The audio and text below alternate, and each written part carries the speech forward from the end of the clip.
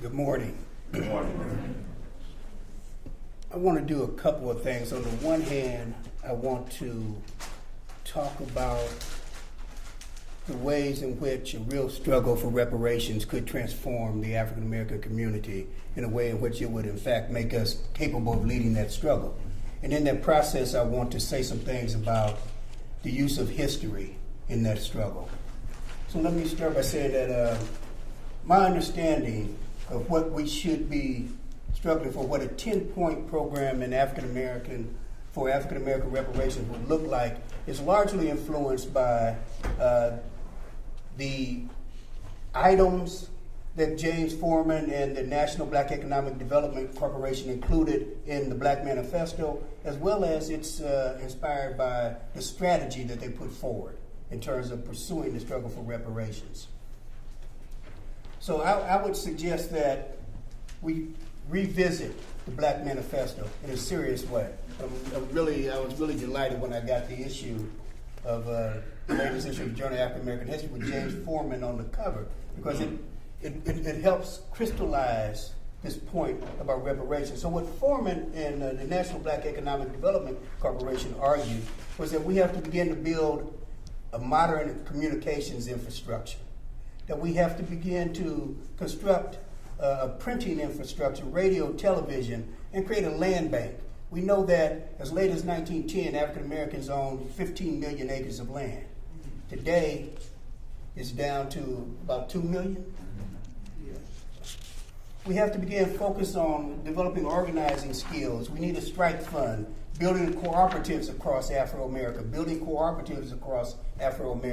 Increasingly, at this moment where we've seen young African Americans rise up, many of them are also articulating beliefs that the way forward is through individual ownership.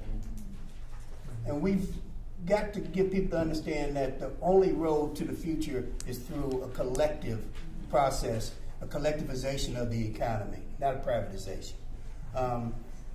Now, in that issue of the New York Times, June 9th, 2014, where they had a debate about reparations, there was an American Indian scholar there, and he raised what I think was, he really poked the soft underbelly of the African American issue around reparations. And, Professor Fletcher was his name. And what he said was this: both American Indians and African Americans have momentous claims arising from historical wrongs, but their goals sharply diverge.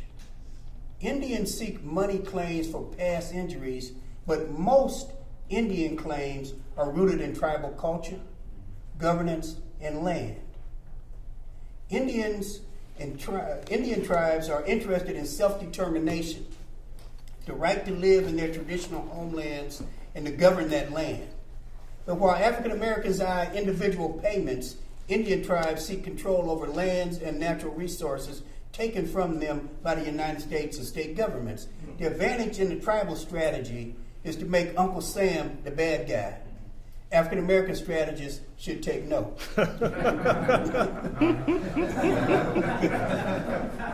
Now, he somewhat overstates the question. We've always taken note that Uncle Sam is a bad guy. But the point about reparations as a strategy to affect self-government, the use of reparations to develop the African American community is what I think we should take from Brother Fletcher's comments. Now, what I want to do now is kind of sketch out some polls and give you some idea of how the public is reacting to reparations. As Professor Horn said, we've been able to garner some international support around various things. But let's look internally and see where we stand on reparations, because at the end of the day, right, it is our capacity to organize, galvanize the African American population that creates the only basis upon which we would merit international concern. People in international, they're not operating off of morality, as Gerald said. They're operating off of political strategy. You don't support folks who have not organized their own people in a clear struggle. So looking at some data points,